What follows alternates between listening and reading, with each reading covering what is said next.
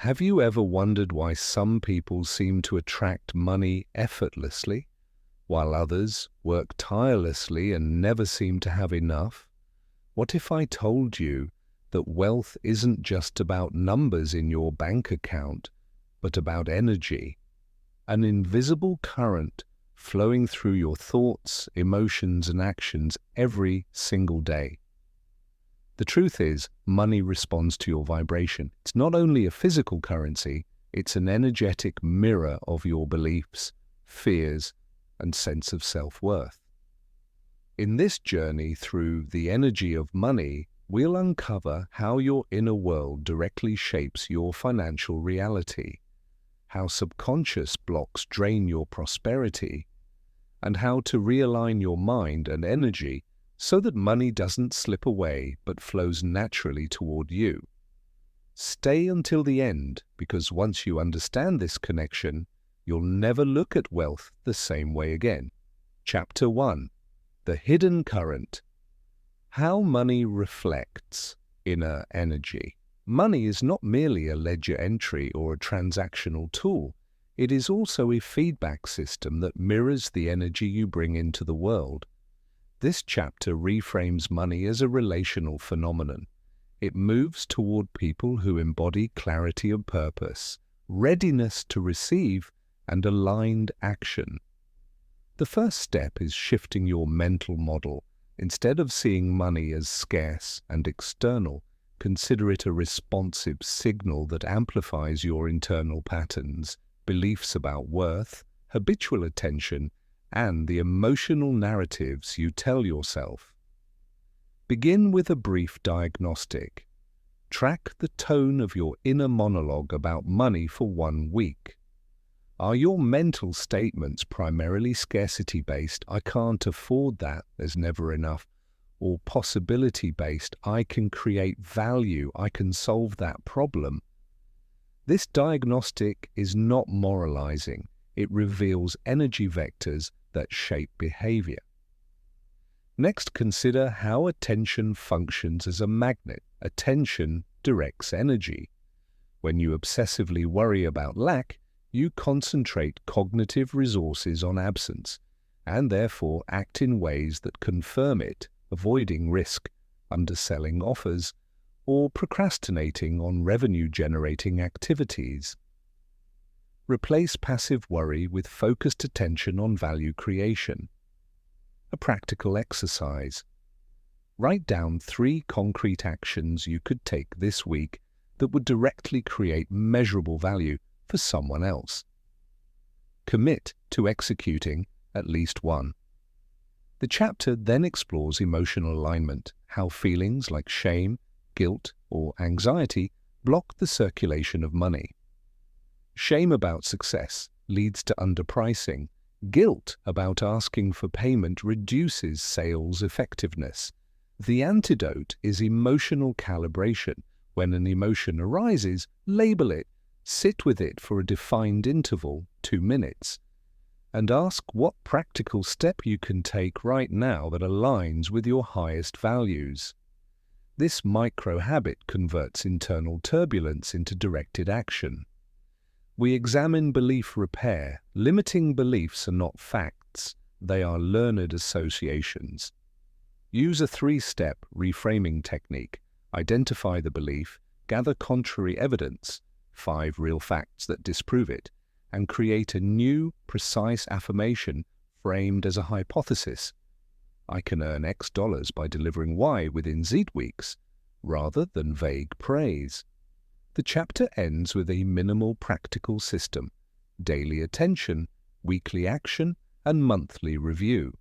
Track 1 financial metric and 1 energy metric, how you feel about money on a 1 to 10 scale. Over 3 months, you will observe that small, consistent changes in inner energy produce measurable shifts in outcomes. Money, reframed as energetic feedback, stops being a mysterious external judge and becomes a usable indicator that helps you refine both skill and inner stance. Chapter 2. Clearing blocks, identifying and releasing subconscious. money saboteurs. Most resistance to money is invisible. Subconscious scripts learned from family narratives, culture, or early experience act like neurochemical grooves that steer decisions. This chapter gives a method for detecting those scripts and practical exercises for loosening their grip. Start with an emotional audit anchored to specific financial events. Recall the last time you asked for money, set a price, or negotiated a fee. Note bodily responses, tight throat, stomach drop, increased heart rate, and the immediate story your mind offers. These somatic sensations are precise clues to which script is active.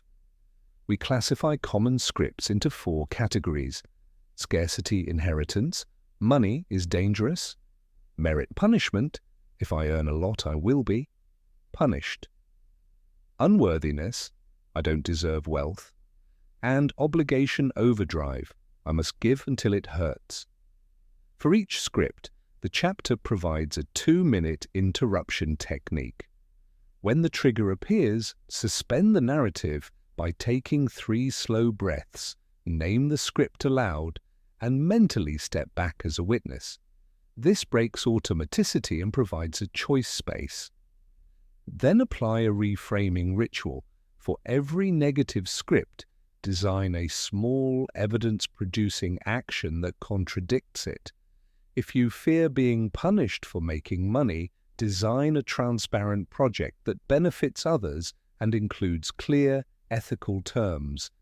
If you feel unworthy, deliver a no-risk value exchange, a free pilot that yields measurable results, and record the gratitude and outcomes as proof. The chapter also introduces the micro-experiment loop to recondition belief. Create a hypothesis, e.g., if I raise my rate by 10% for one client, I will still be hired. Run the experiment on a low-risk case, collect outcomes, and update the belief. Chapter 3. The Mechanics of Receiving, Practical Habits that Open. Financial flow. Receiving is an active skill. People often focus on selling or creating value, then forget that receiving payment requires its own practices and capacities. This chapter lays out concrete habits that optimize the environment for receiving money: rational systems, social clarity, and energetic readiness. Start with transactional hygiene. Make your payment paths frictionless: clear invoices, multiple payment options, transparent terms, and predictable follow-up. The easiest lost sale is the one stalled by inconvenient payment processes. Next, design social clarity rituals. Be direct about value and terms. Replace uncertain language, we can discuss pricing, with precise offers and next steps. My package is X dollars, I can start on Y date if you confirm by Z. This reduces negotiation anxiety and models professional standards. The chapter then covers the psychology of asking. Practice a rehearsal script where you state your price confidently, include one sentence about impact, and pause for response. Chapter 4. Creating aligned offers, designing products that match your energy and market need. An offer that aligns with your inner energy and the market's structural needs sells more easily and sustains you. This chapter teaches how to map internal strengths to external demand and package them into aligned offers that both feel authentic and convert. Start with a capability mapping exercise.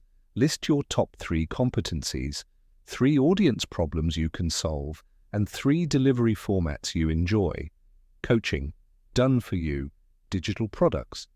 Look for overlaps. Where skill, problem, and format meet is a high-probability product idea. Next, test for ethical and energetic alignment. Ask whether executing this offer depletes or energizes you. If a format consistently drains you, consider delegation or pivoting to a different delivery style. Design offers with clarity. Name the outcome plainly, define the timeline, and attach a measurable indicator of success. Buyers purchase outcomes. Your language must focus on the transformation, not the activity. For pricing, use value benchmarks. What financial or emotional problem does this offer solve for the buyer, and what fraction of that benefit is reasonable to capture? The chapter recommends 3 practical structures: entry, core, and premium, each with specific deliverables and a clear upgrade path. Chapter 5. Aligning your spending. Conscious consumption and energy. Efficiency. Spending is not neutral, it is an energetic vote that signals what you value and how money should flow through your life. Aligning expenditures with your deepest priorities creates coherence between inner energy and outer reality and reduces the cognitive friction that makes budgeting feel punitive rather than empowering. Begin with a values inventory. List the top 5 domains that genuinely matter to you: health, learning, family, freedom, meaningful work, and write 1 sentence describing what enough looks like in each domain. Next, map your last 30 days of spending into those domains rather than merchant categories. This immediately reveals mismatches where money went to convenience, status, or avoidance, rather than to true priorities. The practical rule is simple. When a purchase does not advance at least one of your top 5 domains, it requires a 48-hour pause before approval. The pause creates a cooling window that prevents reactive buys and lets your energetic alignment reassert itself. Pair the pause with a micro-ritual. Before any non-essential purchase, take 3 slow breaths, name the domain you intend to serve, and ask, does this purchase move me toward that domain or away from it? If the answer is ambiguous, default to the pause. Second, optimize recurring spend as an energetic efficiency exercise. Subscriptions that drain attention are also drains on magnetic energy. Do a quarterly audit of all recurring charges and cancel those with low ROI. If a subscription supports a priority domain, education, fitness, keep it, but set usage goals so the expenditure yields measurable outcomes. Third, practice ethical spending choices that amplify positive flow. Prioritize vendors whose practices you respect. Choose products that require less maintenance of your time and attention. Chapter 6. Investing in yourself. Return on energy and skill. Capital. Investing in skills and capabilities is the highest return use of money when viewed through the lens of energy. Unlike a speculative asset, a new skill can compound your ability to produce value and attract compensation with fewer psychological costs. Start by calculating your personal return on energy, ROE. For each potential investment, course, mentorship, equipment, estimate the expected value it will unlock: new clients, higher rates, more efficiency, and the energy cost: time, cognitive load, maintenance. Rank investments by ratio of expected benefit to energy cost, not simply expected monetary ROI. Then prioritize the top 2 investments that maximize ROE over the next 12 months. Build micro-experiments, take a short course, test a new software tool, or book a single coaching session. Treat each as a hypothesis that must produce measurable outputs within a defined time frame. Use the 3-month rule if an investment has not produced one clear, measurable improvement in your work or well-being within 3 months. Iterate or stop. Second, design learning sprints rather than perpetual consumption. 6 to 8 week focused practice blocks with clear objectives and deliverables convert passive learning into active capability. Include output requirements, publish a case study, deliver a prototype, or pitch 3 clients, so learning ties directly to earning. Third, protect learning by scheduling deep work windows and blocking administrative tasks during those times. Learning without protected practice rarely changes capability. Fourth, invest in systems that multiply time, automation, templates, and outsourcing, because initial energy investment in systems reduces long-term friction and preserves your highest value energy for creative work. Finally, view self-investment as ethical stewardship. You are improving your capacity to contribute value to others. Measuring ROE transforms vague aspirations into disciplined investments that compound into predictable income and greater energetic freedom. Chapter 7. Boundaries and Bargaining. Negotiation as energy. Management negotiation is less a battle of wills and more a calibration of energetic exchange. Healthy bargaining protects your resources while honoring the other party's needs. Approach negotiation as a 3-step energy audit. Clarify your minimum acceptable outcome, identify real alternatives, your BATNA, and estimate the emotional cost of the negotiation. Articulate non-negotiables, time windows, confidentiality, key deliverables, and decide beforehand which elements you can trade without energetic depletion. Use scripts to reduce emotional taxation. A concise opener that states value, price, and limited availability prevents rambling and avoids reactive discounting. Practice a one-sentence pause technique, state your fee, then hold silence for 5 seconds. Silence often prompts the counterpart to supply concessions or clarifying questions rather than pressuring you. When objections arise, convert them into information-gathering probes. Which part of this feels risky for you? Converts conflict into shared problem-solving and reduces adversarial energy. For high-stakes negotiations, design staged acceptance, pilot phase, milestone payments, and performance reviews, so risk is distributed and trust builds through verifiable outcomes. Remember that saying no is an energetic tool. Respectfully declining misaligned offers preserves capacity for opportunities that fit your values. After negotiation, perform a quick, energetic reconciliation. Note how drained or energized you feel and what could reduce future cost. Over time, bargaining practiced as energy management yields better deals and preserves your capacity for meaningful work. Chapter 8. The Habits of Abundance. Daily Routines that Wire. Prosperity abundance is disciplined. Small daily rituals orient your nervous system to receive, create, and sustain financial flow. Build a compact morning routine that includes a 5-minute gratitude inventory focused on resource recognition. List 3 recent concrete ways money or resourcefulness showed up, and a 1-minute intention statement oriented to value creation. Today, I will create X value for Y people. These micro-habits recalibrate attention away from lack and toward contribution.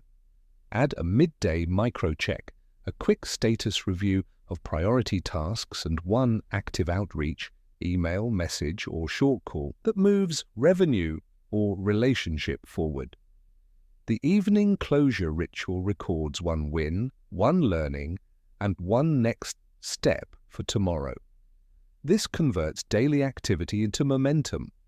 Financially, automate savings and investment to make abundance habitual. The brain resists optional transfers, but obeys committed automation. Use multiple buckets for money: operating, growth, giving, and reserve. Assign percentages and automate flows so energy is allocated before impulsive emotion can reroute it. Periodically perform a ritual of revaluation, quarterly reflections on what is working, energy drains, and new priorities. So your routines evolve with your life. Habits are not magic, but they accumulate leverage. A few consistent daily practices shift internal states, increase productive action, and make financial growth a byproduct of disciplined life rather than an outlier event. Chapter 9. Generosity and Reciprocity. The energetic mathematics of giving. Generosity is not the opposite of accumulation.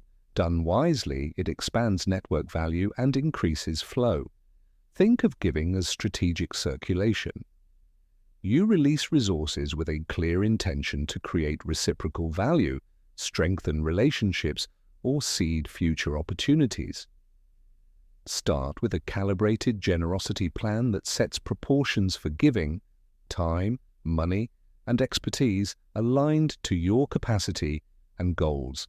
Small, consistent acts of help create far more relational capital than rare, grand gestures because they build predictability and trust. Use a portfolio approach. Some giving is transactional, free workshops that attract clients. Some is relational, mentoring a peer. And some is unconditional, anonymous donations. Track the outcomes of strategic giving, new clients, stronger partnerships, or personal satisfaction, so generosity becomes an investment you can manage, not a guilt-driven expense. Boundaries matter. Give where it aligns with values and capacity. Avoid rescuing patterns where giving creates dependency or energetic drain. When you receive generosity, practice explicit gratitude and reciprocation. Acknowledging gifts closes energetic loops and makes future circulation more likely. Generosity practiced as energetic strategy increases your reputation, expands access to unexpected resources, and deepens the quality of wealth beyond numbers. Chapter 10. Crisis. Cash flow. Practical protocols for financial emergencies. Even with best practices, shocks happen. Having a simple, actionable crisis protocol protects both your finances and your energy. First, maintain a 3-step emergency triage checklist. Immediate needs: food, shelter, urgent bills; short-term liquidity, convertible assets, lines of credit, quick sales; and medium-term stabilization. Trim recurring costs, pause non-essential projects, secure temporary income. Before crisis arrives, create a liquidity plan with prioritized assets and expected times to cash so decisions aren't made in panic. If income falls, run a 30-day action sprint. Cut discretionary spend, negotiate payment plans for fixed obligations, and launch a focused revenue sprint, one high-probability offer with a clear call to action targeted to existing network. Use micro-contracts, short, clearly scoped, paid projects that can ship quickly to generate emergency cash. Communicate transparently with stakeholders when necessary. Asking for deadline changes or small extensions preserves relationships more than silent defaults. Finally, treat crises as learning loops. After stabilization, run a post-mortem to identify vulnerabilities and expand reserves or diversify income sources. A prepared mind reduces fear and preserves energy during shocks. Chapter 11. Money and relationships negotiating shared finances without losing love. Money conversations are relationship tests. They reveal values, power dynamics, and emotional histories. Establish explicit practices early, regular financial check-ins, shared goals, and clear domain divisions, who manages which bills. Use neutral language, describe facts and impacts rather than attributions of character, and schedule difficult conversations when both parties are rested and not in reaction mode. For joint decision-making, use a simple protocol. State the objective, present options with trade-offs and agree on a decision rule, consensus, proportional veto, or delegated authority, so decisions do not default to conflict. Address differing money scripts by creating a money autobiography exercise where each person shares the earliest formative money story and the rules they learned. Awareness reduces projection. Chapter 12. Wealth and Meaning. Aligning income with contribution. Sustainable prosperity is rarely satisfying when disconnected from meaning. Map your revenue streams against contribution metrics: who benefits, how measurable is the impact, and whether the activity aligns with your ethical standards. Shift allocation toward income sources that multiply contribution rather than extract value. For entrepreneurs, design offers that solve concrete problems for defined groups rather than chasing trendy markets. Specificity increases impact per dollar and aligns earnings with service. Create a value ledger that records beneficiaries and outcomes for major projects. Reviewing this ledger monthly ensures your income story remains tied to service. Chapter 13. Protecting legacy. Legal, financial, and energetic considerations. Legacy planning is both pragmatic and energetic. It secures the tangible transmission of assets and expresses your values across generations. Start with clean basics: wills, simple trusts where appropriate, and designated powers of attorney, so legal transitions reduce family stress.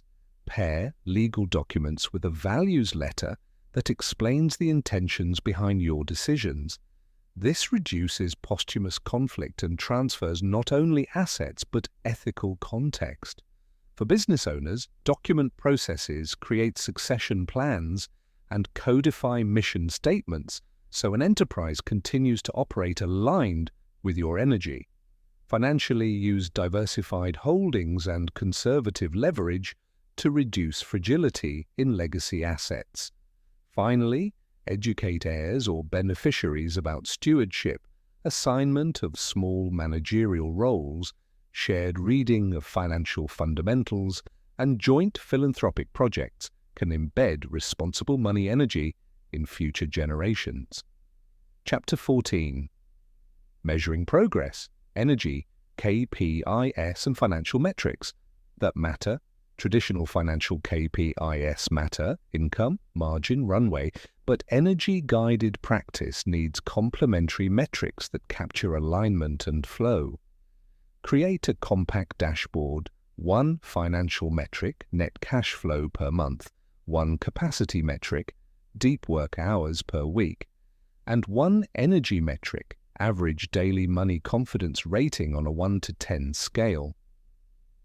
Track these weekly and reflect on correlations. Does increased deep work predict better cash flow? Do dips in confidence precede reactive spending? Use a simple, experimental mindset. Change one variable for 4 weeks. Increase outreach, reduce subscriptions, add a daily ritual, and observe metric shifts.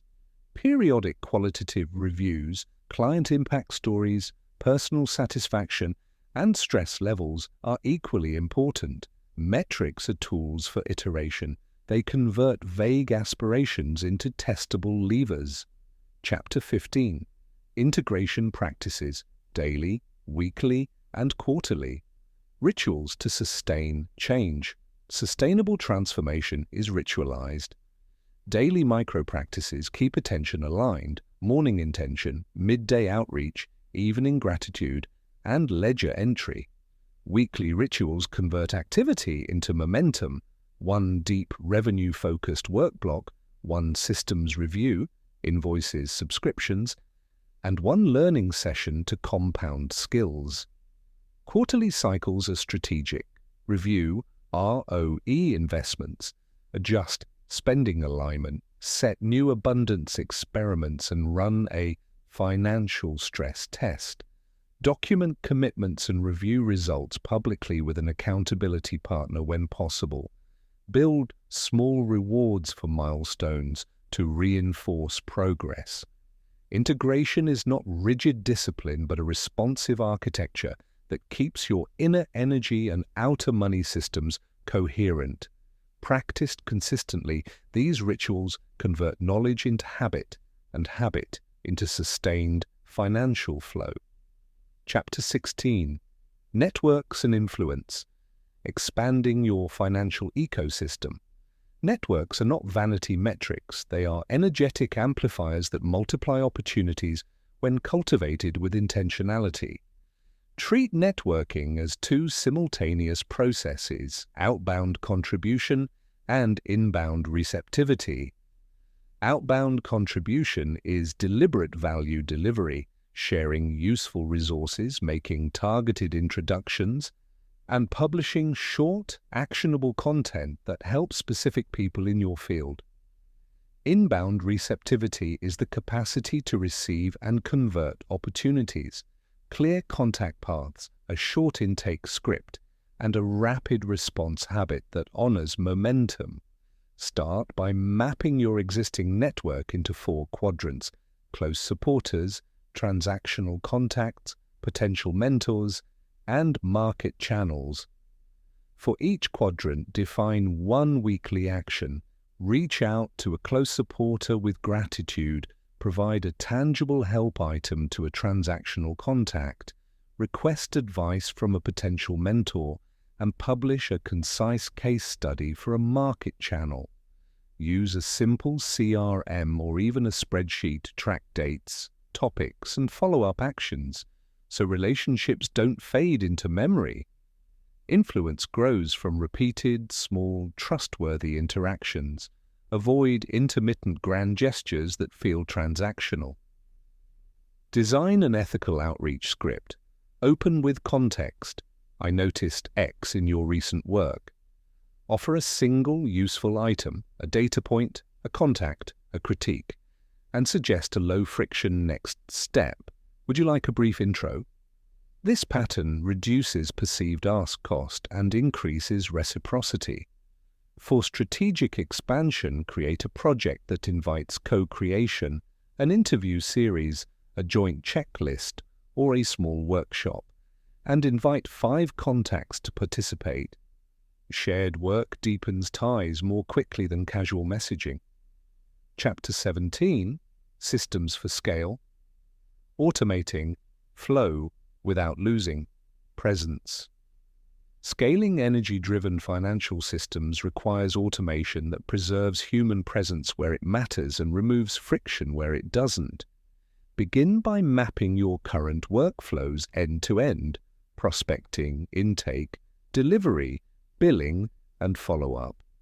Identify repetitive tasks with high time cost and low strategic value: scheduling, invoicing, basic onboarding messages, and automate them first using reliable tools. Choose automation that's transparent and reversible, appointment links that show available slots, templated invoices with clear terms, and onboarding sequences that solicit required inputs before any human time is scheduled. Maintain human touchpoints at high-value nodes: the initial discovery call, the proposal negotiation, and the final delivery review. These moments require presence, nuance, and energetic calibration. For delegation, codify SOPs with annotated checklists and short screen recordings that show the expected output rather than vague directives. Use short trials for new contractors to validate fit and protect client experience. Monitor system health with a weekly, 1-page operations dashboard, number of open leads, % of completed onboarding forms, invoice aging, and client satisfaction score. Add a small health check ritual: 10 minutes on Fridays to clear automation errors, confirm backups, and review anomalies. When scaling offers, use a capacity model, forecast demand, assign safe margins for onboarding time, and create waitlist protocols to convert scarcity into trust rather than chaos. Chapter 18. Money Stories and Parenting. Transmitting healthy financial energy. What you pass to the next generation matters because financial energy is partly behavioral and partly narrative. Begin with transparency. Age-appropriate conversations about money reduce mystique and anxiety. For young children, model basic concepts, currency exchange, saving for a toy, and generosity exercises through simple activities that connect money to values. For adolescents, introduce the mechanics, budgets, compound interest, and the trade-offs implicit in every purchase. Use short family rituals, a monthly allocation meeting where each member proposes a small project funded from a family experiment pot, to teach negotiation, prioritization, and shared responsibility. Document family money stories. Write down 3 formative money narratives you heard growing up and discuss with your partner or a trusted friend which elements served you and which you might change. Chapter 19. Advanced Abundance, Leveraging. Diverse income streams. Ethically, diversification isn't only risk management, it's an energetic portfolio strategy that balances active presence with passive leverage. Map current income into 3 buckets: active, direct labor for pay; semi-passive, licensed assets, retainers; and passive, courses, royalties, investments. Aim for a distribution that aligns with your stage and energy capacity, early stage. Creators may accept 60-30-10 split, while mature operators push toward 30 to 40 to 30 for stability. For semi-passive assets, systematize delivery, so additional scale requires minimal incremental energy, automated onboarding for a licensing license, templated updates for a retainer, or batch content creation for a membership. For passive income, focus on evergreen product quality and a lightweight maintenance plan. Schedule quarterly refreshes rather than perpetual tweaking. Chapter 20. Spirituality, Money, and Purpose. Integrating inner life with financial action. At mature levels, money becomes an instrument of purpose rather than an end. Integration requires practices that connect daily financial decisions to larger meaning, regular reflection, ritualized giving, and outcomes-based stewardship. Start with a short purpose statement tied to money. My earnings support X, where X is a concrete benefit, education access, community resilience, or creative incubation. Use this statement as a filter for offers. If a project doesn't advance X and costs significant energy, consider declining. Institutionalize ritualized giving that scales with income, percent-based allocations across immediate charity, medium-term community projects, and long-term endowments. So generosity is automatic and evolves with prosperity. Pair financial planning with contemplative practice, quarterly retreats that review impact, emotional alignment, and strategic reorientation keep decisions anchored in purpose rather than reactive pressure. Conclusion. The practice of prosperity. Ongoing habits for a lifetime.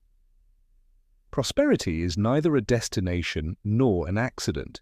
It is a practiced architecture of attention, systems, relationships, and meaning.